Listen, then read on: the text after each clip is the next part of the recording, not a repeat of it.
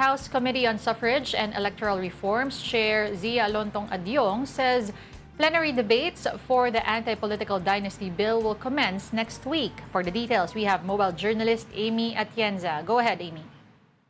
Good afternoon, Lord Denise. Magsisimula na nga next week no, sa plenary sessions dito sa House of Representatives ang debates para nga dun sa ipinasang anti-political dynasty bill. Dahil kung maalala natin, noong Tuesday, March 3 or 4, if I'm not mistaken, no, ay pinasa na ng House Electoral and Suffrage and Electoral Reforms Committee yung second degree of consanguinity and affinity para nga sa anti-political dynasty. Ang concept kasi nitong naipasa nila no, sa national level, isa lang ang pwedeng tumakbo para nga maiwasan no, yung concentration of power. Pero nagiging problema din kasi dito sa naipasa nga ng komite ay yung sa local level naman dahil hindi ipinagbabawal na yung pagsabay ng pag-hold ng possession ng sa provincial pati na rin doon sa municipality. So technically, kunwari governor ay pwede pa rin naman na mag-hold ng possession kahit mayor yung kapatid nito. So yun yung mga pag-uusapan pa at pagdedebatihan at aantabayanan nga natin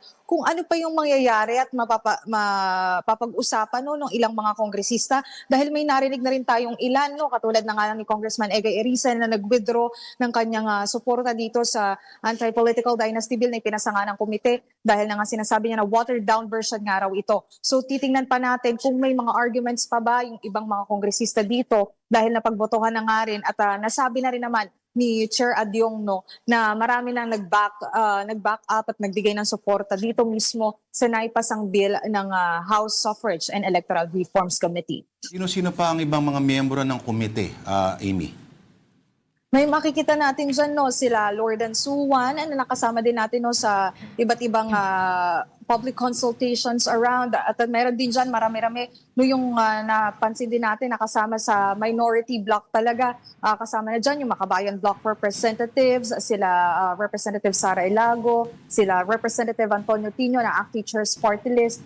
Lahat sila ay may kanya-kanyang panig din no, at yung ilan nga dito sa mga kongresistang kasali sa committee for anti-political dynasty no ay nag-a-appeal for a stronger political dynasty bill. Pero dun sa 24 versions kasi parang nearly 60% din na natanggap ng committee. Nasa second degree of consanguinity lang din naman yung na-propose na bill. So yun na din talaga nasabi din naman ni Chair Adyong no, na kinailangan balansehin yung mga nakuha doon sa public consultations, maging yung recommendations nga doon sa bills na naipasa at yung panig na rin no, ng Commission on Elections na nagkaroon din ng hearing dito sa Kamara kamakailan lang.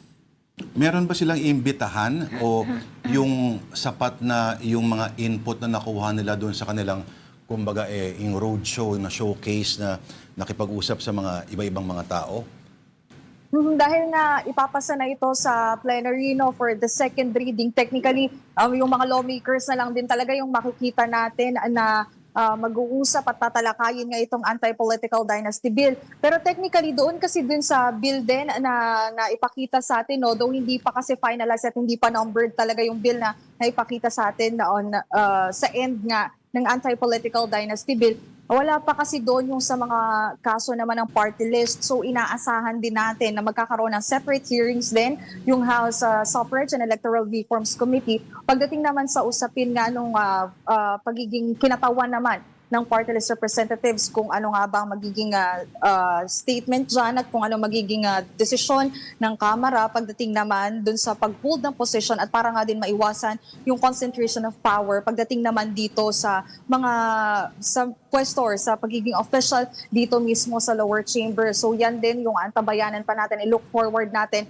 na mapapag-usapan din ng komite. Pero yun nga, so far, sa plenary debates kasi nitong second degree or dito sa degree of consanguinity and affinity, technically mga lawmakers na lang talaga ang mag-uusap dyan para nga magkaroon na sila ng final version at technically para din mabigyan na ng definition yung sinasabi nilang nakapaloob sa Constitution na para nga dito sa anti-political dynasty. May mga kongresista na galing sa progresibong mga sektor na nagsabi na wala ring epekto yan, yung bill na yan. At in fact, yung isang grupo rin, nag-withdraw na sila, isang block. May iba ba na magbo-boycott Pwede ba mag-boycott pag gano'n?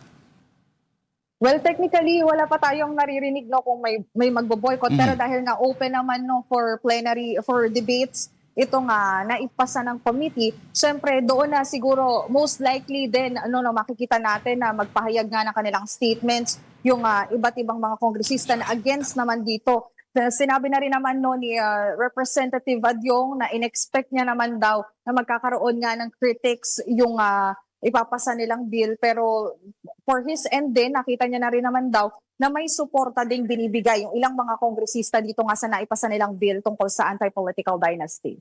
Okay, Amy, maiba ako ng konti. Ang nagbigay ng pahayag itong si Congressman Adyong tungkol dun sa reports na nagkaroon daw ng banta sa buhay yung ang alleged bagman ni VP Sara na si Ramil Madriaga. And ano ba, may iniimbestigahan na ba sila about dun sa source nitong bantang to?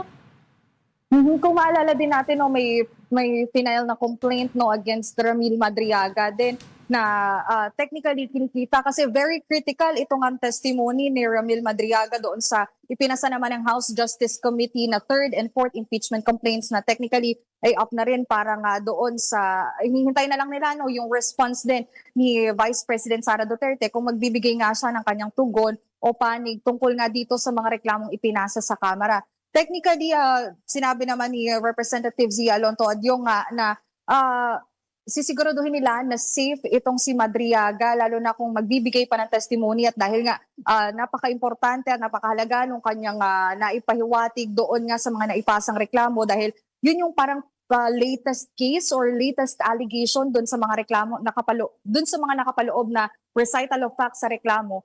Technically, sisiguraduhin naman daw nila na ligtas itong si Madriaga at syempre under the provision na din talaga ng lower chamber para nga wala ng pagbabanta dahil may mga reports din tayo natanggap na binibigyan ng threats, hindi lang threats, pati parang pera, para nga daw manahimik na ito si Ramil Madriaga at hindi na magsalita against the Vice President.